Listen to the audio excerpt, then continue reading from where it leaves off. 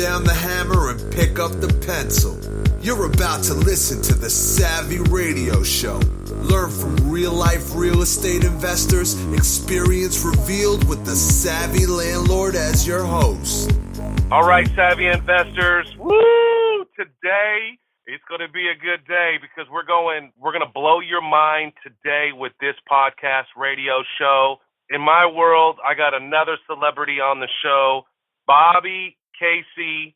I can't even tell you where he's from because he has been all over the world in living and doing business, from the States to third world countries to luxurious villas. But that doesn't give you excitement of his success, but his success is based on protecting real estate investors from frivolous lawsuits and just malice behavior.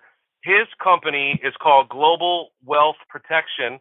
I met Bobby several years ago, I think maybe 6 years ago, at the Millionaire Fastlane Summit, which is an incredible book, Millionaire Fastlane. If you don't read that, you're dumb. But anyway, I'm just excited, Bobby, to have you on the show. And let's just talk about Bobby. How in the world did you get into this arena, dealing with millions and millions of dollars, offshore money, protecting people's assets? Why? Why this? Well, first of all, Stephen, I want to say thanks for having me on your show, and great podcast. And it was a real pleasure to meet you years ago, and really good to catch up. Well, I guess it's been, when did we run into? It's like a couple of months ago now, right? When we were out in Scottsdale? Yeah. God, it's already been a couple of months. It feels like it was just last week. Like a lot of businesses, I guess your question, how did I get into this wealth or asset protection business? Was that your question? Yes. I've been an entrepreneur my entire adult life, pretty much. As a matter of fact, yesterday, it's kind of funny, and I don't know, maybe you even saw the post I put on Facebook, Stephen, but yeah, for whatever reason, I was in the shower and I counted up. So I'm 41 years old. I started my first real business as an adult when I was 19 years old. So in 22 years, it looks like I have, unless I missed something, it looks like I've started 13 companies since I was 19. Now, like I put on my post on Facebook, some of them were epic failures. Some of them did okay, and then I just closed them because I had a better opportunity. Some of them did very well, and I've sold a couple of those companies as well. But during that time, I got into this asset protection field really out of my own personal necessity in, I guess it was my late 20s. So I think I was around 27. Something like that, 27, 28, something like that. And I got into this because at that time I had a pretty decent sized business that was doing, I don't know, a couple $1 million a year. And I had some real estate. I had a couple of office buildings, a warehouse, a couple of houses, like investment properties. And I also owned a restaurant at the time, which, by the way, don't get me started on that, but a restaurant is a great hobby, terrible business. Unless you're going to really, really focus on, scaling it. Not to say McDonald's hasn't done okay with a scalable business model, but let's just say I was a terrible businessman in the restaurant business, and I ended up selling that.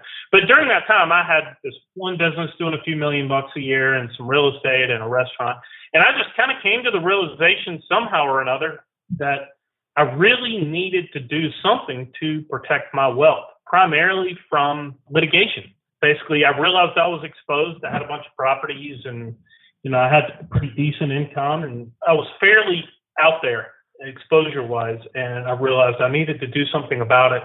And what a lot of times people consider this kind of hand in hand is tax planning. Asset protection and tax planning really are two different things, but they do kind of go hand in hand. And my dad, almost my entire life, actually, I guess really my whole life, because when I was born, he was a partner in a construction firm. And then when I was around 3, he started his own construction company. And by trade, he was an accountant and a CPA. So somehow that mindset of tax minimization and business structuring, I guess somehow got passed on from my dad. But I was always of the mindset to minimize my taxes as much as possible because, quite frankly, I think entrepreneurs and investors are the best allocators of capital out there.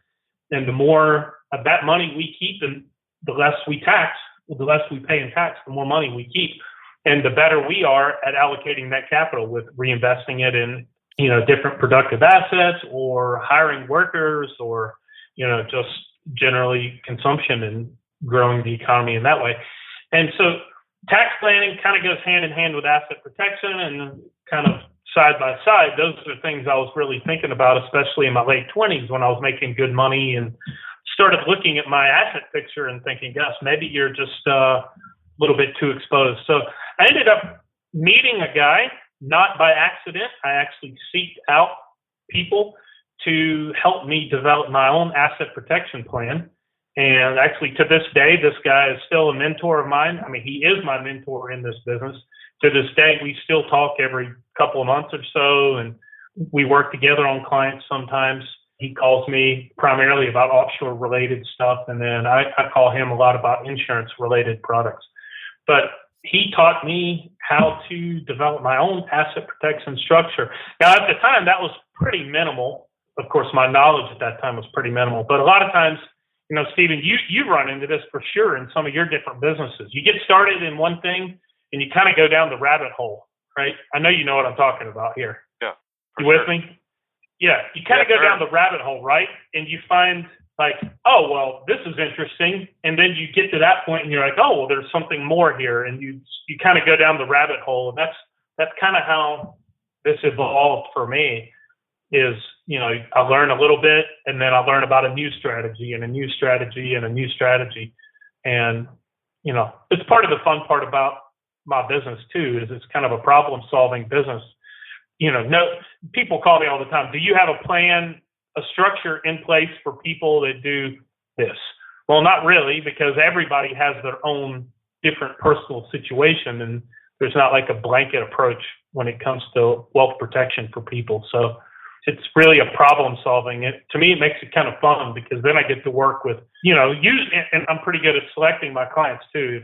I have fired clients before because I just didn't want to work with them. So I'm pretty good about, working with the people I want. And usually I get to work with some pretty cool people doing some pretty cool and interesting things. So, Let's get a scope. So you've been doing this asset protection, owning your company for over 10 years. Let's give a scope to the listeners. How many clients are you servicing now, or how many have you serviced over the last 10 years total maybe? And then how much assets, dollar amount that you think that you have in your midst that you have been keeping offshore or protected? Do you have those type of numbers so we can kind of give these people what you do? Yeah. As far as my client base goes, I got in the low thousands for sure. I would have to go look at my client files to see that. But, and some of my clients are pretty basic. Some of them are like, hey, I've got a couple of rental properties in Kansas, for example, and, I'm doing basic stuff like setting up an LLC for them. Something pretty simple like that. So that would be, on a low end kind of client. A higher end client would be somebody who says, I've got this business that I'm running, this operating business, plus I've got, a dozen or so rental properties, and then I got a few $1 million in cash that I want to get protected, and I'd like to start buying foreign real estate in, Central and South America or in Europe or something like that. That would be a more advanced client I would have at that point. As far as money that I've helped clients with, my God, I couldn't even begin to tell you that. That would be, even my most basic client is probably looking at, I don't know. Well, that's tough to say. I mean, you know how it is in the real estate business. Yeah, I mean, I'm assuming that you've helped at several $100 million protected people's assets. People don't understand what you do, and so let's get into the basics of asset protection and why should people do it, and what's some key things that they should do just automatically. Like, here's the basic thing I get. I get rookie investors. They're excited. They read my book. They read Rich Dad Poor Dad. They're excited. They go out and buy a house. Well, they go get a loan, a W-2 income, and they have that house in their name. Well, that's a number one cardinal sin. And I try to tell people, hey, you got to get it at least in an entity so you can separate yourself from litigation and basically protect yourself from liability from basic things. So let's go into the basics of, I'm a rookie. I just got started. Tell me, why do I need asset protection, especially in this climate today? Well, let me tell you a couple of facts that maybe you don't know, and I'm sure most of your listeners don't know. and this will absolutely, completely blow you away, okay? I want you, Stephen, I want you to guess at this number. How often or how frequently do you think, and I'm going to talk just on the federal level. I don't want to go into state and local level because that gets really complicated. Just at the federal level, how many lawsuits do you think are filed in, how often are there lawsuits filed? How frequently do they happen? Like when you're looking at a macro scale. Well, I know that I know on the civil level, just on the civil level, and I'm just talking eviction court. I'm not even talking, there's at least 30 to 40 people in my one court at 8 o'clock every day in a small town, at least 40 evictions. So I would ramp that up, probably 400,000 or 4,000 federal cases filed a day. Is that, and I read a statistic somewhere that the most sued people, this number 2 is doctors, but number 1 is property managers. I don't know where I saw that. I saw that somewhere. It could have been bogus. It could be on the internet. That they're the most substantial. I mean, so much close to being sued as property managers. I don't know that for sure, but I can't really answer your question. So I'm going to say 4,000 a day. Yeah, well, you're right about the internet thing, Stephen, because I read a quote one time that everything you read on the internet is true by Abraham Lincoln, right? So, I mean, that's kind of a joke because obviously it's a joke, but I call Google the black hole of bad information. It is, if you know what you're looking for and how to search it, you can get pretty much anything you want reading stuff on Google. The problem is everybody and his brother, including myself, has a blog, right? Everybody has a blog and they spit out their opinions. Sometimes they spit out numbers that are not researched and you have no idea whether it's true or not. And you read that and you think, oh my God, that's real, like there really are leprechauns living in, Kansas City, Missouri, right? Like you read ridiculous stuff like that. It must be true. It's on the internet, right? But if you go to the American Bar Association's website, and so this is, take it for what it's worth. It's on the internet, but it's on the American Bar Association's website. You can go there. Anybody can go there and look. They publish those statistics every year. If you do the math, you look at the number of federal lawsuits filed annually, and you break that down. Now, let me tell you, first of all, the last time I looked at this number was 2014. So I haven't looked at 15 numbers yet, and we're in the middle of 16, so who knows. But at the end of 2014, there was a new lawsuit filed every 16.5 seconds in the United States. Every 16.5 seconds, there's a new lawsuit filed in the U.S. Now, to me, that's a staggering, and we're only talking about federally. I'm not talking about all the local and state courts. That is a mind-numbing number, if you really think about it. You can work that backwards and do the math if you want, or you can just go to the American Bar Association's website and look at it. But it is an astronomical number. Now, the reason I think that is astronomical is because guess what? Nobody is suing the guy that works for $11 an hour at Home Depot, right? Nobody's suing the barista at Starbucks, that makes $12 an hour. Who are they suing? They're suing you.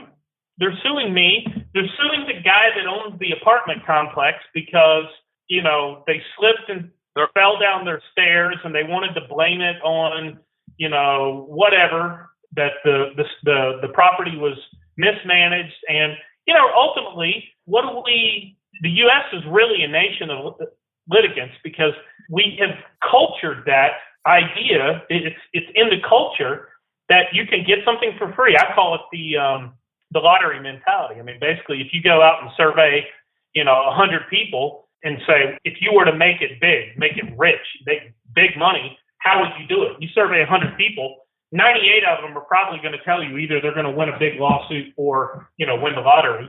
You might have the two. I'm going to start a business, provide enormous value to my client base, and sell products and services people want. Those people are kind of in the minimal numbers now, wouldn't you say? Yeah. Well, I got a couple more statistics I want to throw at you here, right? So if you think about it, there's a new lawsuit filed. Every 24 hours a day, 365 days a year, there's a new lawsuit filed every 16.5 seconds. Couple that, and you can look on the American Bar Association website, there are approximately 2 million licensed practicing attorneys right now in the U.S. That's a pretty high number, but it's not astronomical. But if you think in the U.S., you really, out of 300 million, roughly 300 million people, about half of them are what you would call in the workforce. So meaning up until you're 18 and after you're retired, you're kind of scraped out of the workforce. And if you're unemployed, you're kind of scraped out of the workforce, right? So about half that 300 million person population is in the workforce.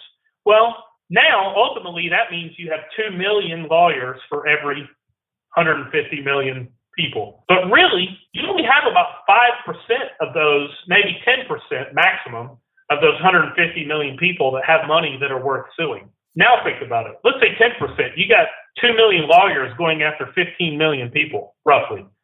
Now that's a pretty crazy statistic when you think about it. And those lawyers, they got to get paid their money, right? They got to get their hourly billings, and they got to go after somebody. And so the reason why, first and foremost, asset protection is if you're an investor or if you're an entrepreneur or you have any assets whatsoever, you are walking around with a bullseye on your back.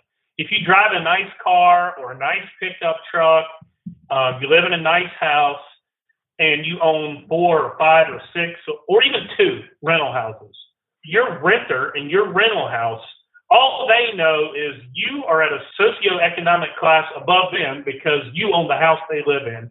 And they see you driving a brand new F-250 pickup truck, or they see you driving an S-Class Mercedes, and they think, oh, that's Stephen Van Kavanaugh. He's got some money, right? Yep. He's got some money. Or that Bobby Casey, he's got some cash. Let's go after that guy because he's got some cash to go after. So ultimately, now they don't know. Maybe you're paying $900 a month car payment and a $5,000 a month mortgage. They don't know that maybe you're in debt, or your listeners, but ultimately you still have the bullseye because you have the nice car, the nice house, and you're their landlord. So real estate is the biggest, in the U.S. anyway, the biggest risk point for frivolous litigation because you're viewed as an easy target. And, ultimately, yeah, you're going to have insurance, but you're going to get, if you own real estate for any length of time, you're going to get sued. That's all there is to it. I know this. That's why I know you. It's just no way around it. Now, take that one step further. Maybe you're not a real estate investor, or maybe real estate's your side deal and you run some business. You have some small business or you have a high-paying job. High-paying job is probably less of a risk because you're probably protected. If you're an executive for a big company, you have some type of executive and officer's insurance that your company pays for to cover you for any wrongdoing. But if you're a small business owner, you're always at risk. I mean, my God, you've got employees that'll sue you for anything just to get money instead of having to work. I mean, it's kind of the society we live in. All right, so let's get down to it. What's some basic things that we can do to protect ourselves now? What should people be doing? So, first of all, if you own any assets whatsoever, business, real estate, whatever, and this will blow you away. I bet you would never expect to hear me say this, okay? And nobody does this. So I'm gonna tell you something I bet you have never heard from anywhere from anybody. Do yourself a favor, okay? And do not ever, under any circumstance, on any document with anybody, ever give out your home address. Ever. Yes. For anything. Right. I don't care. Yep. I'm talking your bank. You go open a bank account at Wells Fargo. They are never, ever, ever to get your home address. You go get a driver's license. Never give them your home address. You never, ever, ever receive a piece of mail at your house. You never receive a UPS or FedEx package at your house. Now, how do you do that? How do you accomplish that? Depends.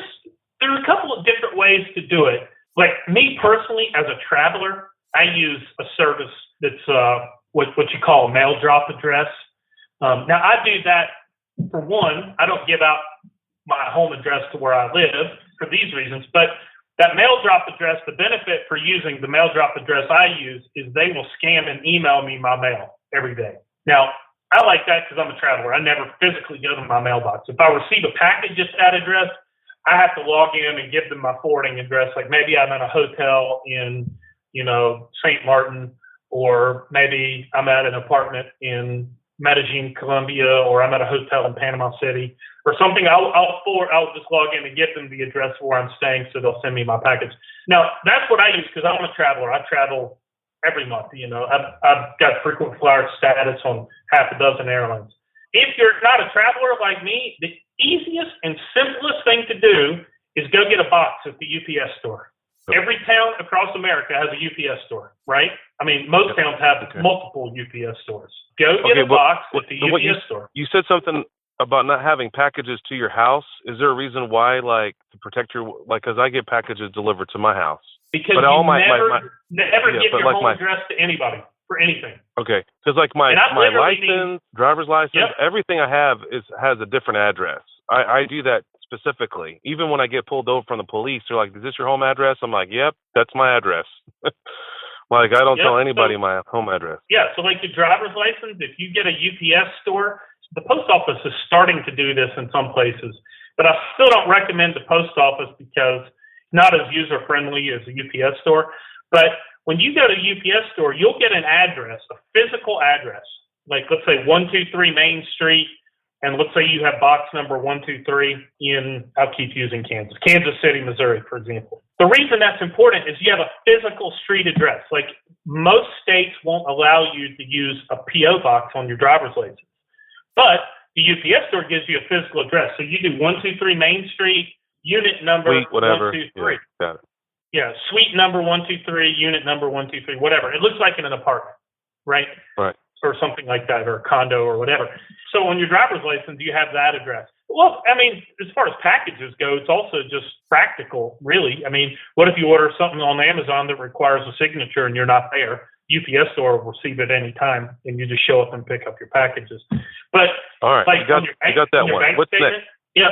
Come on, Bobby. Come on, give us more. Yeah. Give us more. We got that one. We got that one. All right, Keep going. So property, especially real estate, never, ever, ever, ever title or deed of property into your own name.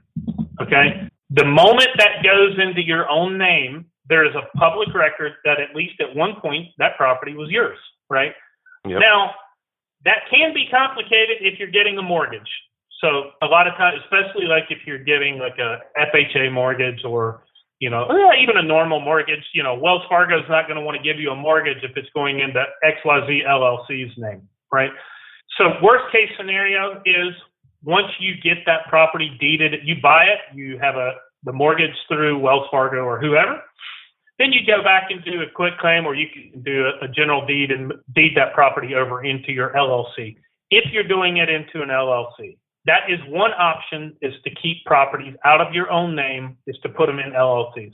Now, everybody, people that know this, and I'm sure you know this, Stephen, basically every mortgage now on the planet is a recourse mortgage. Nobody does non-recourse loans, or very few people do non-recourse loans anymore. And they want to have you personally on the hook, and then they also have a due on sale clause in that mortgage. So that does mean if you have a mortgage property, technically, if you move that property over into an LLC's name, they do have the ability to call that mortgage on you and make you pay it off. Now, with that said, never, ever have I had an issue with myself or any of my clients ever having a mortgage called, because the reason is, as you know, a mortgage is really a two-part contract. When you get a mortgage, it's actually two contracts, really. The first piece of that contract is it is a lien, I say first position. Technically, it's second position behind property tax. But other than property tax, it is a first position lien on your property. Second, it's a personal guarantee. It is guaranteeing that Stephen will repay that mortgage. On top of that, it is they have your property as collateral. It's a two-part contract. As long as you keep making that mortgage payment, they have the property on the hook, and they have you personally on the hook. They really don't care that much who owns it. But there is that due on sale clause. If you make your payments, you shouldn't have any problems. It's only if it goes into default or something. Yeah. If you're in a default, well, that's a whole different situation. If you're in a default and you haven't paid your mortgage in 8 months, and the bank decides, well, let's go look at the property deeds. Oh, well, this house is not owned by Stephen anymore. It's owned by ABC LLC. Then they can force that due on sale clause within that mortgage contract. But there is an option if you want to avoid the very, very, very low risk of the due on sale clause, is you put your unless you're in Louisiana and Tennessee, you can use a land trust. And then the other benefit of using a land trust, multiple benefits actually, is you can, even if you're getting that mortgage with Wells Fargo, or I keep using them as an example, but any big mortgage company or bank, even if you get that mortgage with a big mortgage company, they can deed that property straight into a land trust. And then instead of it being in Stephen's name in the land registry or the property records office, it's in that land trust name. So if the property's at 123 Main Street, you create a land trust, name it whatever you want. You can name it 123 Main Street Land Trust if you want. And then your name is never in public record. Now, a land trust doesn't really give you any asset protection benefits. It takes care of the first level of asset protection is privacy, is keeping your name out of public record for owning assets. And a lot of times that's enough. Ultimately, you need to have the ownership of that property, which would be the beneficiary of that trust, as some other entity like an LLC, if you use the land trust strategy. If you don't use the land trust strategy, then you put the property straight into an LLC. So I know that maybe I'm not explaining it properly. I'm sure. No. I love it. I know everything you're talking about. Any other thing? Because I got like 100 questions I want to blast out. I mean, I don't want to take too much time, explaining all the details. Definitely, they should call you or orchestrate, schedule a consultation and use your service if they're really serious about protecting themselves. And I wish everybody knew that. I'll see a landlord that I'm trying to buy their house from, and they got 10 houses in their name. I mean, it's just ridiculous. The basics is get the property out of your name because it's not public record. And I have a quick little thing. A friend of mine, his wife hit somebody, and the ambulance chaser attorney just, did a quick property search, found that he had this one asset in his name, and he got sued for $30,000 in loss. And, at the same time, he also had 15 other properties in another LLC, and that ambulance chaser never really knew that. He probably would have been sued for $100,000, but he just went after that one asset because that's all the asset that he knew. And the point is that he forgot he was lazy or bored or busy and forgot to deed just a quick, in Oklahoma County, it's like $13 to quick claim a deed over into a new name. But okay, any other quick asset protection? Because I got more questions for you. Are you done with that? Because I want to get into Wyoming. Why Wyoming? Okay. Well, if you got like a quick 4 or 5 minutes, I'll tell you a story to add onto that if you want to hear it. Yeah, please. Let's. Yeah. Okay. Yeah, go ahead. So I call this my three little pigs story. Several years ago, I had this woman call me up and said that she wanted to either an asset protection plan for her, and also her 2 business partners were going to be calling me, and they wanted to do something as well. She ended up paying for the initial consultation and decided later on she didn't. I gave her. We went through the whole plan, and I made my recommendations, and she decided, she didn't want to do it because it was just too expensive. She just didn't want to do it. This woman was in her 60s. Her and her 2 business partners owned a bunch of properties together. They were all partners in all these deals, and she was getting a pretty decent income from it, servicing the debt, and she was already getting Social Security, so she was fine and happy and didn't want to come off the cash to put the plan together. Her first business partner called me up, and he paid for the consultation. I gave him the recommendations, and he took part of my recommendation. He decided to do part of what I advised him to do, not the rest of it. The third guy, we did everything. He chose to do everything. So I call it my 3 little pig because the first lady is the straw pig that had her entire house blown down. So a couple of years, I guess it's been about 3 years ago now, my brick pig, my third guy, calls me up and says, "Hey, I wanted to give you a quick update, let you know what happened with us. We had a situation, and I just wanted to say thank you for everything you did." I said, "Okay, what happened?" He said, "Well, we had bought a big apartment complex in Columbus, Ohio, and it was, if I remember correctly, it was like 100 doors, 100 units. And it was almost 100% leverage. They bought it, with all bank money, but it was all rented, almost 100% occupied, and they were making good cash flow from it, and it was paying all of the debt. And they were good. Everything was good.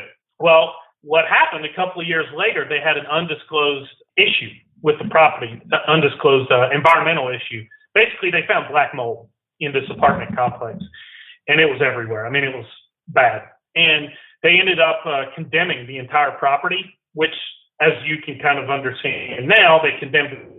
Now they can't pay their note back to their bank, which at the time was Wells Fargo, and it was like a $2 million note to Wells Fargo. They defaulted on the note. Wells Fargo went and sued all three of them, got a $2 million judgment against each one of them because judgments, each person has joint and severally liable for that judgment. Joint and several liability. Yeah.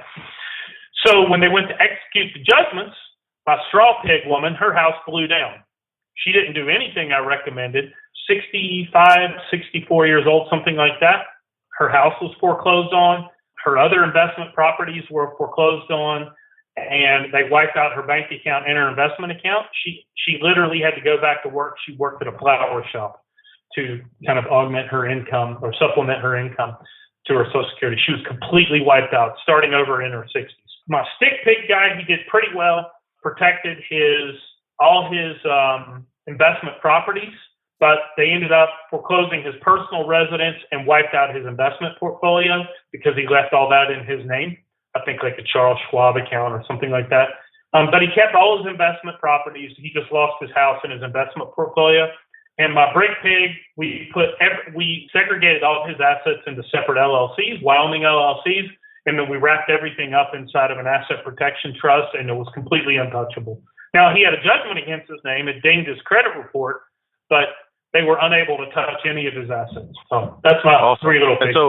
And that judgment on him, it just affects anything that he does new, or is it just, can he still operate as an investor in the future? How does that judgment, is it attached to other things? Well, I mean, he's probably not going to go get any more mortgages, not until this judgment goes off his record, I'm not sure what he did at this point. It's been a couple of years ago since this happened. He may have went and filed bankruptcy, and then that would have cleared that judgment. And if he filed bankruptcy, he's back into, borrower status now. But okay. I don't know what happened this past couple of years. Okay, that's an interesting story. I mean, I've heard tons of those, and people try to speak from the stage, scaring people. But the truth of the matter is, and this is just common sense, if they can't get a hold of the asset, they can't get a hold of the asset. If it's put in a different LLC with different beneficiaries, they can't go after it. It's pretty common sense. And that's why this is why I wanted to interview you, is to let people know that as simple as that, if just getting it out of your name can protect your family. And this is another personal story, and let's get into something else. I was married and I was divorced, Bobby. I eloped this girl. I didn't really know her. It wasn't a good deal. My very first loan, my mom funded for me, and she put that loan in her name, and she put another loan in her name for me. And then I bought 5 other houses. I was married, and I had this vicious divorce, and I lost it all, but I still kept those 2 houses because those 2 houses, she couldn't touch those. She went after everything I owned. She couldn't legally touch those, and her attorney didn't advise her that it's not worth going after those 2. And to this day, I still have those properties, and they're money making. Congratulations! And that was just, I know, but congratulations. And I mean, I don't like to talk about my divorce because it's a sore subject in my heart. But the thing is, by default, I had asset protection back in 1999. And it's a sad deal that I learned. But from that circumstance, when I went through that vicious divorce, I realized, man, I've got to have asset protection. So let's get into another one. What's the deal with Wyoming? I noticed on your webpage, you got a private Wyoming LLC little thing. Why Wyoming, and what's the benefit of having creating an LLC in Wyoming? Well, first of all, Wyoming is the first state in the U.S. to pass statutes for limited liability companies. So the first limited liability company was registered in Wyoming. So they have the longest history. It's been around for 45 years, if my math is correct. I believe the first LLC was created in Wyoming, if I'm not mistaken, 1971. We could Google search that to find out, but Wyoming LLC has been around about 45 years. Most states that came after that kind of, sort of, somewhat emulated the Wyoming statutes, but Wyoming has the oldest case history for LLCs. Now, people still talk a lot about Delaware. Honestly, Delaware is really not the best state for LLCs. Yeah, there's a couple of cases where they're very good. The thing with Delaware, it's kind of like Cayman Islands and BVI. Cayman and BVI are really not that great for offshore jurisdictions either. They're just the best marketed jurisdictions. Delaware kind of falls into that trap. It's just the best marketed jurisdiction in the U.S.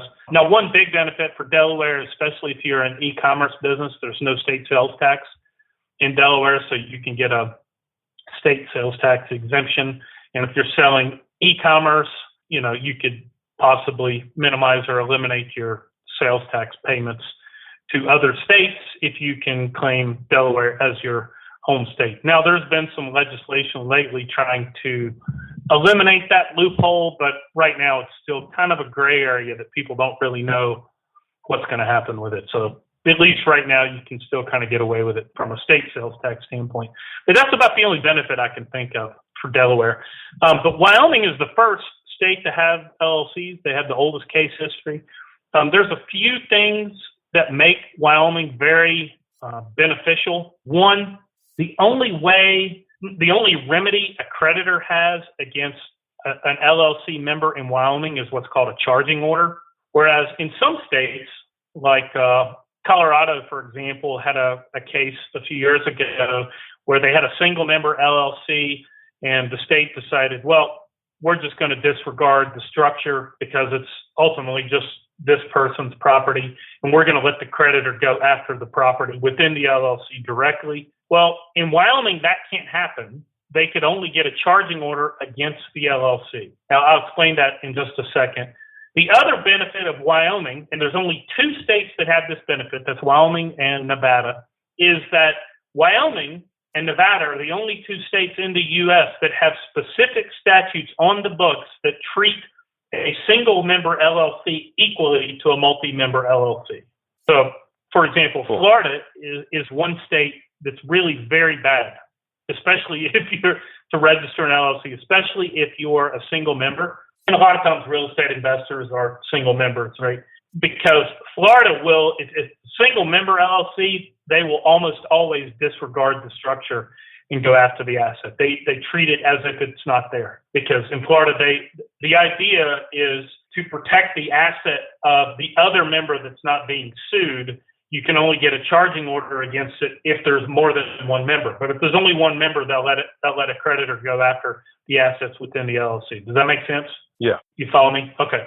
So yeah. Wyoming and Nevada are the only two states that have specific language in their statutes that give equal protection for the assets in a single member LLC as a multi-member LLC. They can't differentiate in those statutes.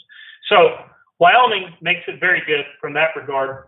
And then the other benefit, like I said, is the only remedy a creditor has against a member's assets in a collection or in a judgment against in Wyoming LLCs is a charging order. Now, a charging order, I kind of look at a charging order, it's basically like a wage garnishment. If you get sued, let's say, go back to your guy who got sued for $30,000. If I sue you, Stephen, for $30,000 and you get a W-2 paycheck, I can go to the court and have them garnish your wages for $30,000, and they'll take out $100, $200 a month or whatever till you pay off that $30,000. Well, a charging order is kind of the same thing. I can go to court and say, okay, you owe me $30,000 and I want to get a charging order against your LLC, except instead of a paycheck, it's a profit distribution out to the member that's being sued. Well, essentially that means it is a wage garnishment against your future profits from that LLC. However, because LLCs are very flexible in the way you do profit distributions, you can choose the manager, whoever the manager is, if it's you or maybe somebody else, doesn't matter. But the manager can choose if Stephen has a $30,000 charging order against his membership interest, even if it's 100% membership interest, Stephen as manager can elect to not give a profit distribution to Stephen as member. And then then the creditor ends up with a $30,000 uncollectible judgment. So that money just sits in the bank account. And, it's still your money. It's still sitting there. It's a judgment against any future profit distribution. But, you can reinvest that money. There are other things you can do with that money. Well, can you close an LLC down? Well, then you would have a profit distribution if you closed it down. Right. Or now, does it give that profit to another member? Well, maybe, I don't know, let's say hypothetically speaking, you hire, we'll just use the $30,000 charging order example. Maybe hypothetically speaking, you hire your son or daughter or your spouse to perform some services for $30,000. Maybe you register an LLC for them and they borrow $30,000 from your LLC to fund their LLC. That's right. Just have to be careful. You get a lot of flexibility when you operate through a proper structure, like a properly created and structured LLC. Whereas if you own that property in your name personally, you really have, you're completely exposed. There's nothing you can do, exposure-wise. All right. So Wyoming has the ability to stop the charging order. Is that the deal? No, I can still get a charging order against the Wyoming LLC. What I'm saying is that's the only remedy I can get. I can't go after the LLC assets. Like in some states like California, they have some case law where people have sued somebody who had assets in an LLC, and California court has actually given that creditor a membership interest in the LLC, basically effectively making them your new business partner. Yeah, that sounds like a bank taking over. So, what I'm saying is, in California, they can make your creditor a business partner. If it's a single member LLC, like in Colorado or Florida, they can basically disregard your LLC from a structure standpoint and just pay your creditor from the assets in the LLC. Like if you had a piece of property in there in the LLC, in a Colorado LLC, for example, they can put a lien right on the house or foreclose the house directly. Whereas in Wyoming, they couldn't do that. The only remedy the creditor has is to get the charging order against the LLC and wait and hope that one day maybe they can get paid. But you're left with an enormous amount of flexibility to move your money around if you do it properly. All right, we're out of time. I'm going to have you back on the show, and I want to talk about investing outside in other countries. Because when I met you, reconnected with you a couple months ago, you talked about Cuba and some great opportunities for investing. So I will email you questions so we can kind of bang them out faster and give as much content as possible. Because, we can go for hours, Bobby, and I love your wealth of knowledge. And I can hear when you talk, your passion about case law and asset protection and for the landlord. It's so good to feel and have someone on my team advocating for us. Is there any final thoughts that you have that you can give these listeners? I know that we're going to give out your website, and I know that you're so open and connecting with people. Is there any other final thoughts that you have that come through your mind? Diversification. If you're an investor, any fund manager or any investment advisor is going to tell you diversification. I'll take that one step further. And you mentioned, Stephen, about investing in foreign property and foreign assets. I'll take that one step further on diversification and say diversify not only your asset portfolio, and an asset advisor or investment advisor is going to tell you, don't hold any more than 5% of your wealth in one stock or bond. I would say don't keep all of your assets in one geography or any one asset class. So a lot of real estate investors invest solely in real estate.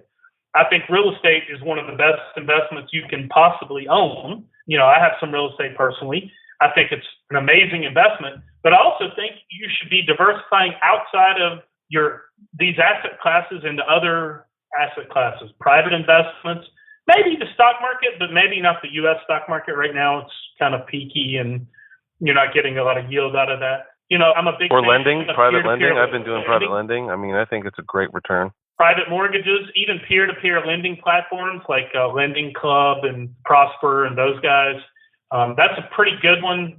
It's a good way to diversify, but also geographically, I would seriously consider looking at real estate in other countries. That is a great way to diversify, number one, political risk or currency risk, asset class risk, and economic risk, because, I'm a big fan right now of Colombia, South America, and what happens in Colombia what happens in the U.S. doesn't really affect what happens in Colombia.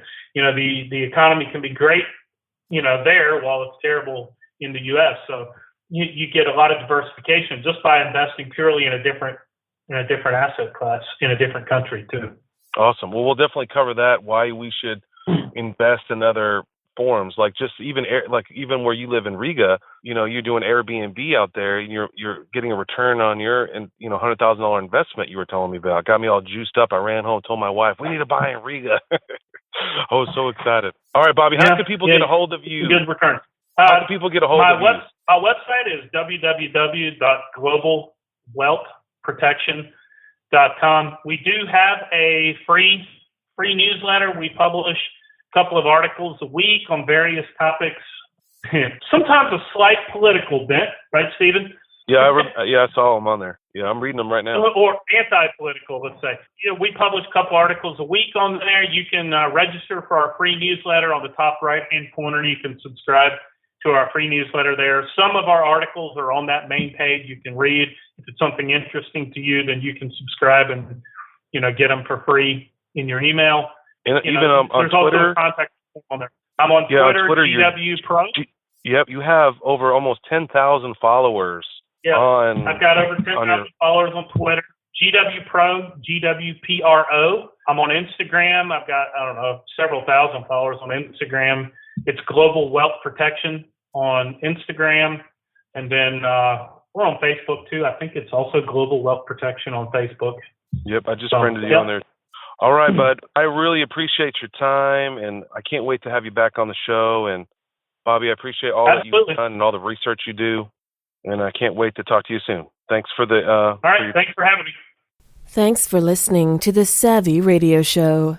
Glide online and listen to our other motivating episodes at SavvyRadioShow.com.